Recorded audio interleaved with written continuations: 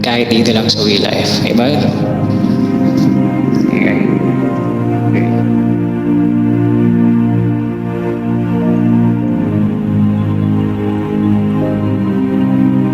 Sino dito yung mga pagod na? Umamin kayo. Sino dito yung mga pagod na sa buhay?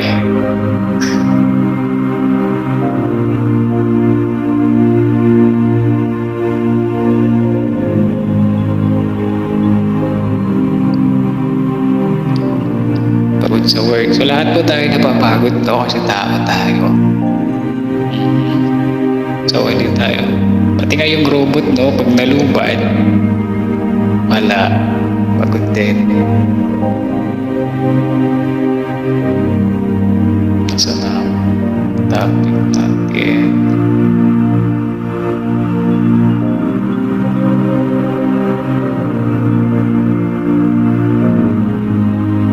Okay. So pagod na dyan? Ito yung topic natin. Okay, so tayo, bilang tao, no, lahat po tayo ay mapapagod. Darating sa point na tayo po ay mapapagod. Darating sa point sa buhay natin na tayo po ay mapapagod. So hindi pwedeng hindi tayo mapagod. Kasi nga, mga tao tayo. Lalo na nga kapag nadaragdagan yung edad natin, tama ba? Mas lalong dumadagdag din yung pagod sa ating mga buhay. So maraming iba't ibang klaseng pagod na pwedeng maranasan sa mga tao sa mundo na ito. Isa na dyan yung pagod natin pisikal. Diba? Ito po yung madalas na pagod na nararanasan po natin sa araw-araw. Kasi nga, sa mga ginagawa natin, sa mga trabaho natin, ang nangyayari, nauubos po ang lakas natin. Dahil sa mga ginagawa natin sa maghapon. Kaya pagkatapos ng araw, tayo ay napapagod physically. Hihina yung mga katawan natin dahil nagamit natin ng gusto yung ating mga katawan. So bukod dyan, napapagod din tayo mentally. So ibig sabihin, napapagod po ang ating mga isipan. May mga pagkakaroon kasi na sa isip pa lang natin, napapagod na tayo. Nape-pressure na tayo sa mga iniisip pa lang natin na mga bagay-bagay kahit hindi pa ito nangyayari. Kasi may mga iba't ibang tayo, mga obligasyon sa ating mga buhay, no? Nadadagdagan yung pagod natin mentally. So, nag-iisip tayo sa mga bagay-bagay, kakaisip natin sa mga bagay-bagay, nagkakaroon tayo ng pagod sa ating mga isipan, no? So, may mga tao din, yung mga tao din ay napapagod tayo emotionally. Ito na yung time na yung mga tao ay nadi-depress, no?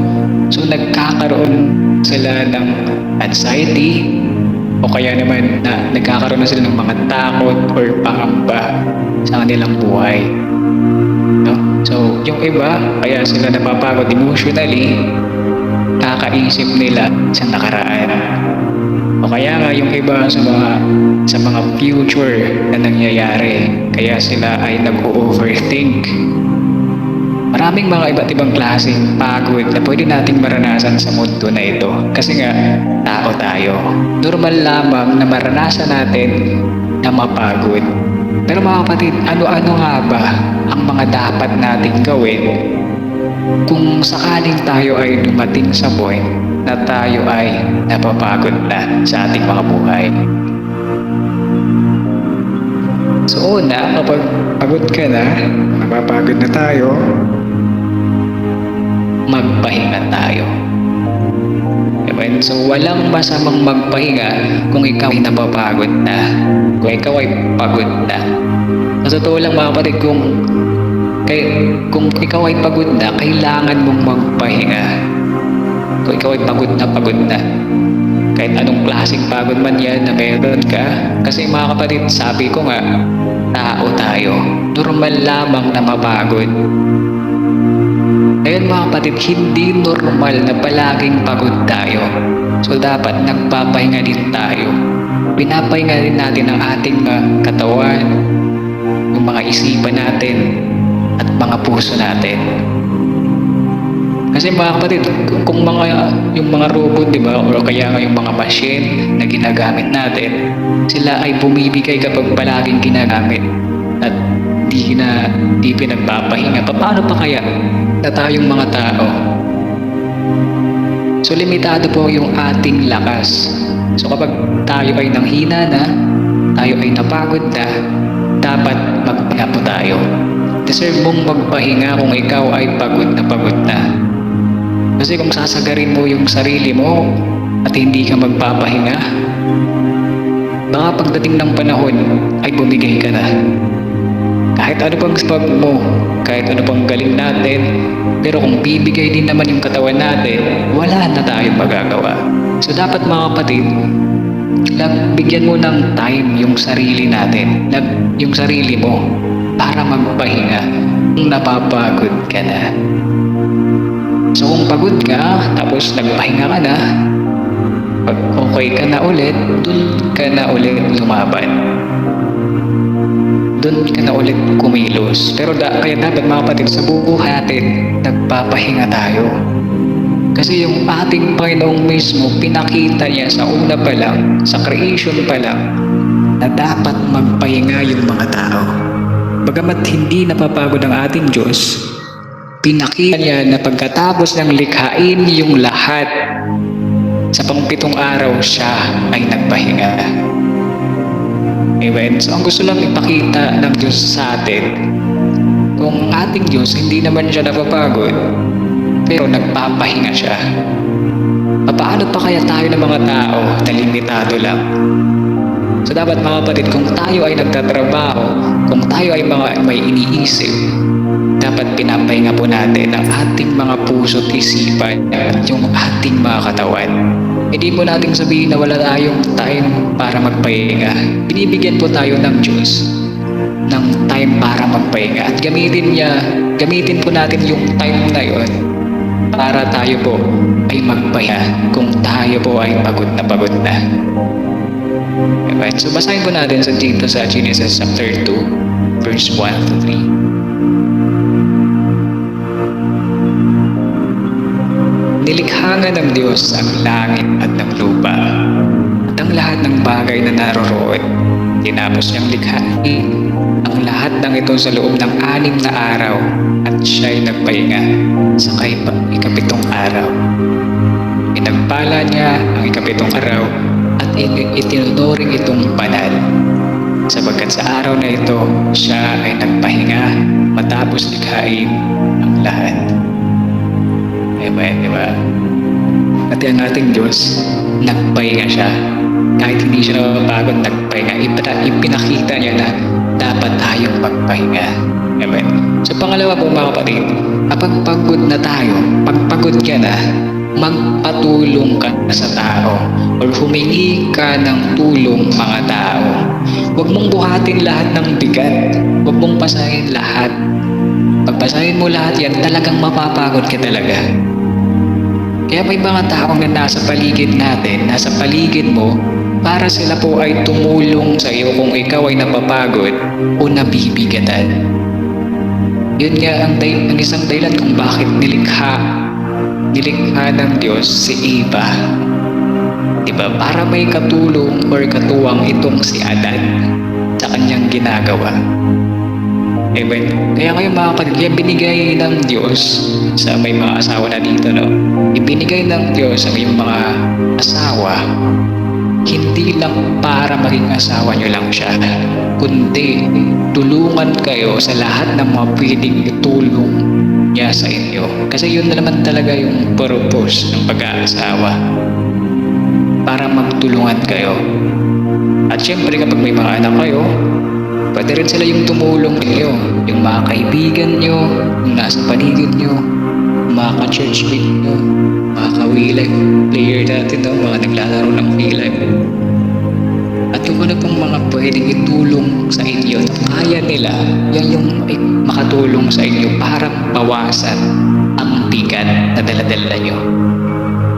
para hindi kayo mapagod ng sobra. So ang nangyayari kasi mga kapatid, sinusulo natin yung laban, sinusulo natin yung mga bagay-bagay na ginagawa natin.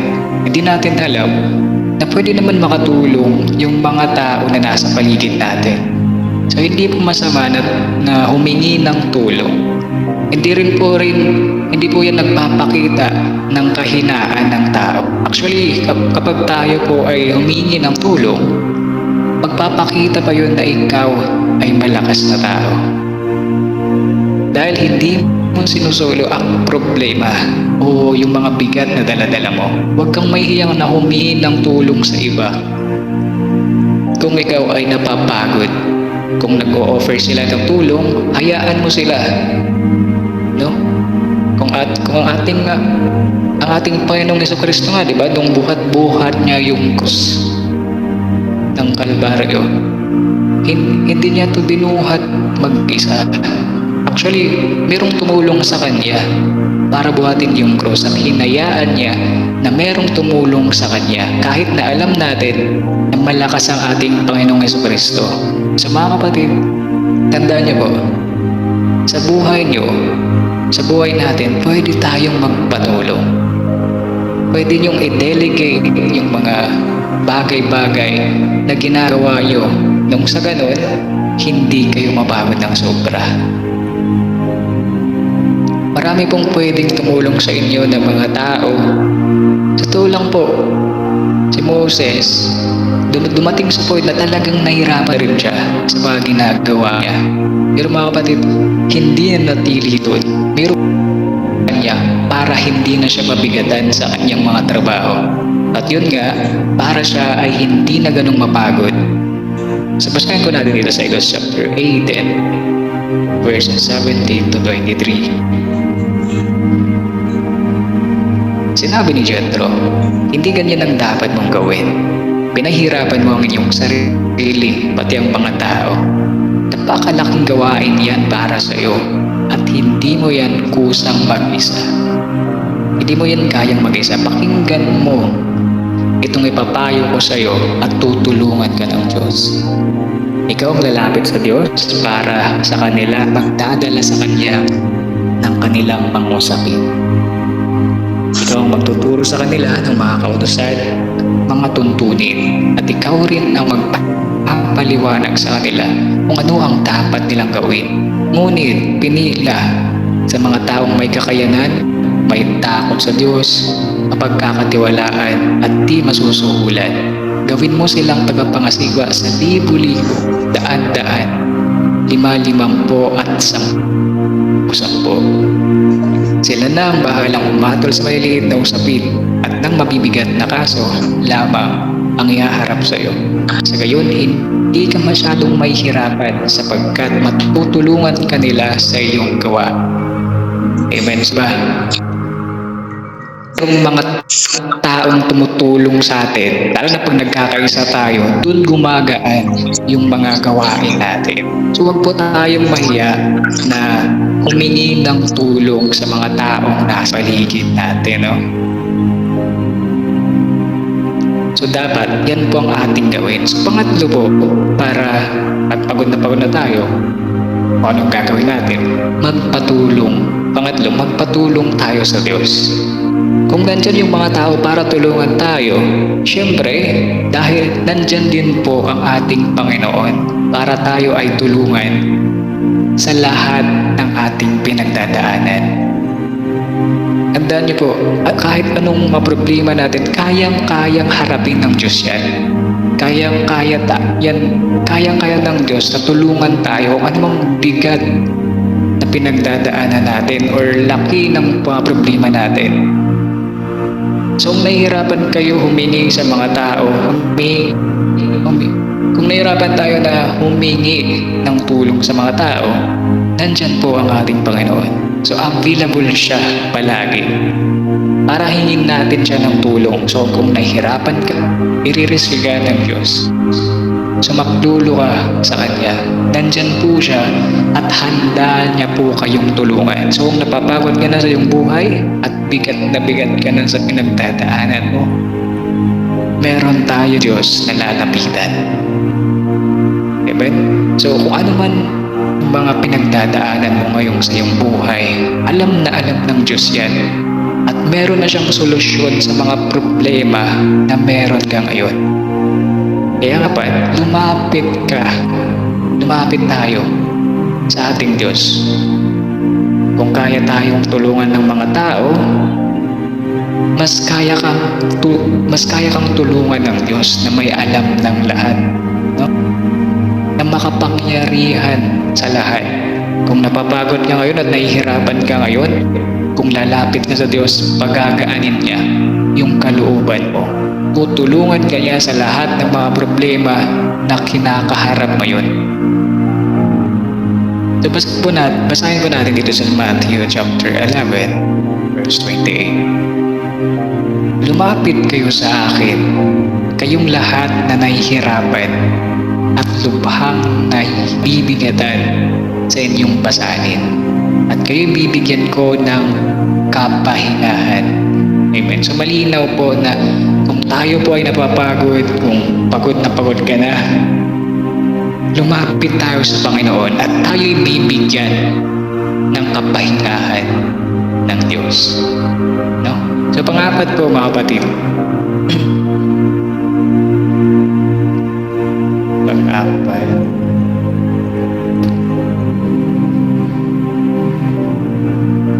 so tandaan mo na lahat ng pagod mo, lahat yan mayroong kapalit. So alam naman natin yung kasabihan na kapag tayo ay nagtanim, mayroon tayong aanihin. Amen? So ang pagtatanim, nakakapagod po yun. Pero mga kapatid, sa kabila ng pagod, tandaan niyo po, meron laging kapalit yan. Merong bunga lahat ng paghihirap natin. At kung napapagod yun, tandaan mo na lahat ng pagod mo na yan, lahat ng hirap na yan, mapapalitan yan at meron yung bunga pagdating ng panahon. So palagi niyong iisipin na lahat ng pagod mo, merong bunga. Yan yung magbibigay sa iyo ng lakas ng loob at pag-asa na hindi mawawalang kabuluhan. Lahat ng pagod na nararanasan mo ngayon, lahat ng paghihirap na dala-dala mo ngayon. So kung nagtanim ka ngayon, siguro na meron kang aanihin. Hindi mo pwedeng wala. Maaring hindi pa ngayon, pero pagdating ng panahon, ibibigay rin ng Diyos yan sa sakta panahon. Lahat ng mga pinagpaguran nyo, hindi mo pwedeng wala. Lahat ng mga pinagpaguran mo, lahat ng mga pinaghirapan mo, tandaan mo, magbubunga yun lahat. Magbubunga yan lahat pagdating ng panahon. So hindi yan masasayang lahat ng pagod at hirap mo na nararanasan mo sa mundo na ito. Kaya kung napapagod ka ngayon, so ibig sabihin lang yan, meron ang ginagawa. Kung napapagod ka ngayon, ibig sabihin lang yan, meron kang matatanggap na bunga pagdating ng panahon. Basta pagbutihan mo lang, huwag ka lang susuko sa lahat ng mga pinagdadaanan mo ngayon. Pagdating ng panahon, sa takdang panahon, makakamit mo yung bunga na ibibigay ng Diyos sa lahat ng ginawa mo. So tandaan mo, nakikita po ng Diyos lahat ng pagod, lahat ng mga ginagawa mo para sa pamilya mo, para sa ministry mo, at para sa sarili mo. At syempre mga kapatid, kapag ginagawa mo yung kalooban ng Diyos, kung ginagawa mo yung naisin ng Diyos sa iyong buhay, pagpapalain ka niya at gagantimpalaan ka niya sa lahat ng ginawa mo para sa Kanya. Basahin po natin dito sa Galatians chapter 6 verse 9. Kaya huwag tayong mapagod sa paggawa ng mabuti, sapagkat pagdating ng takdang panahon, tayo ay aani kung hindi tayo susuko. Amen. So kung napapagod ka ngayon, tandaan mo, nandyan ang ating Panginoon. Nandyan ang Diyos para tulungan ka sa mga pinagdadaanan mo ngayon. Nandyan po ang Diyos para palakasin ka kung ikaw ay nanghihina. Basta manatili ka lang sa ating Diyos palagi dahil siya po yung source. Siya po yung source ng lakas. Siya po yung tutulong sa'yo at hindi ka niya pababayaan, hindi ka niya iiwan. Sa totoo lang, kapag ikaw ay nanghihina, palalakasin ka niya. Mas malakas pa kaysa sa dati. So, ito po sinasabi sa Isaiah chapter 40 verse 31. Ngunit muling lumalakas at sumisigla ang nagtitiwala kay Yahweh. Lilipad silang tulad ng mga agila. Sila'y tatakbo, ngunit hindi mapapagod. Sila'y lalakad, ngunit hindi manghihina. So, kung napapagod ka ngayon at nanghihina ka, nawa nga itong mensahe na ito ang tumulong sa iyo para mas lalo ka pang magtiwala po sa ating Diyos. At hindi nga lang yun para magpatuloy pa at maging masigahin pang iyong buhay. Kasi mga kapatid, marami pang magandang kalooban ng Diyos para sa iyo. So gawin mo lang yung best mo. Gawin mo lang yung kalooban ng ating Panginoong Jesucristo at sigurado ipapakita niya yung mga magandang bagay. Ipapakita yung mga magandang bagay sa iyo sa takdang panahon. Basta magtiwala ka lang sa Kanya at huwag kang sumuko. So ilamang mga kapatid, ang gustong ibahagi sa inyo nawa yung marami kang natutunan at mapay ninyo to sa inyong buhay, no? So let's pray para po sa ating pagtatapos. Yan po ba kayo? Okay, let's pray. Panginoon, maraming salamat po sa katagumpayan ng aming We Nights on the Surface. Nawa po, Panginoon, ay mayroon silang napulot at natutunang aral na nagmumula sa iyo, Panginoon. At kami po ay, Panginoon, ay hihingi sa iyo ng tulong kapag kami ay pagod na. Kasi inamin po namin na hindi po namin kaya pag wala ka. Kaya Lord, tulungan mo po kami sa lahat ng aming gagawin everyday, sa araw-araw na aming pamumuhay. Hindi po namin kaya kapag wala ka, Panginoon. Kaya tulungan mo kami, tulungan mo ang bawat isa na nandito. Bigyan mo po sila ng kalakasan at katatagan sa kanilang buhay, Panginoon, sa kanilang pagtatrabaho. Ikaw pong mag-ingat sa kanila at patuloy mo po silang bigyan ng kalakasan, Panginoon. Salamat po sa mga tao, sa mga players ng We Life na nandito ngayon na nag-attend. Naway, Panginoon, na ikaw pong mag-protection sa kanila sa araw-araw. Gabayan mo po silang lahat. Ingatan mo po sila kung asan man sila ngayon, Panginoon. Gabayan mo po sila. Ikaw pong may alam ng lahat ng mga puso nila, Panginoon. Ingatan mo po sila at ikaw magbigay sa kanila ng peace of mind. Payapa sa mga puso at isipan, Panginoon. Palakasin mo sila katulad ng mga agila, Panginoon. At ikaw magbigay ng paraan upang malagpasan nila lahat ng mga problems, lahat ng mga trials, mga challenges sa buhay, Panginoon. Ikaw maggabay sa mga nandito ngayon, sa mga estudyante, mga may trabaho. Ikaw ang blessed, Panginoon. Pagpalain mo po sila ng siksik, liglig at umaapaw na pagpapala, Panginoon. Hindi lang sa financial, pati sa lahat ng aspeto ng kanilang mga buhay. Salamat o Diyos. Ito po aming dalangin. Binabalik po namin lahat ng papuri, lahat ng pagsamba at parangal. Sa pangalan ni Jesus na aming tagapagligtas, ang lahat magsabi na Amen at Amen.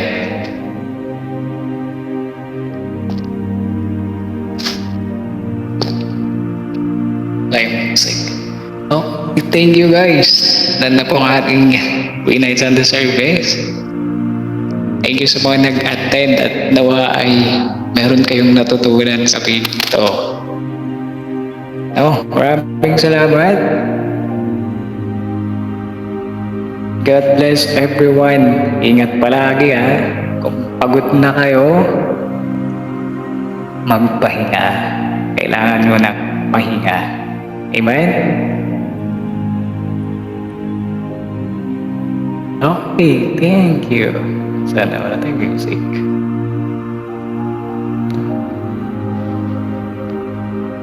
Bakit Luna? Talaga.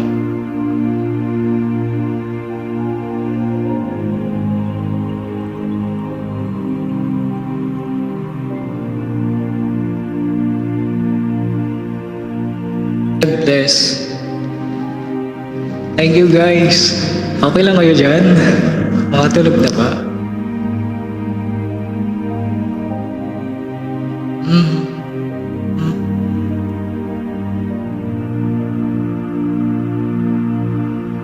Tara picture guys dito sa front. Kung makagising pa kayo.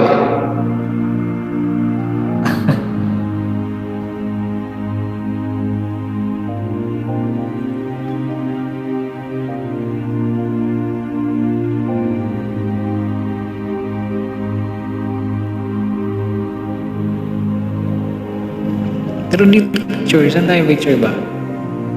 Kuya Jay, paaga ko dali. Hello Moj. Tara guys, ayaw maya.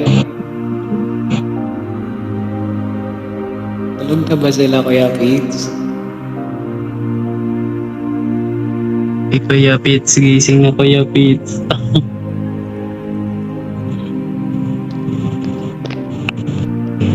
Wala, tulog na ba?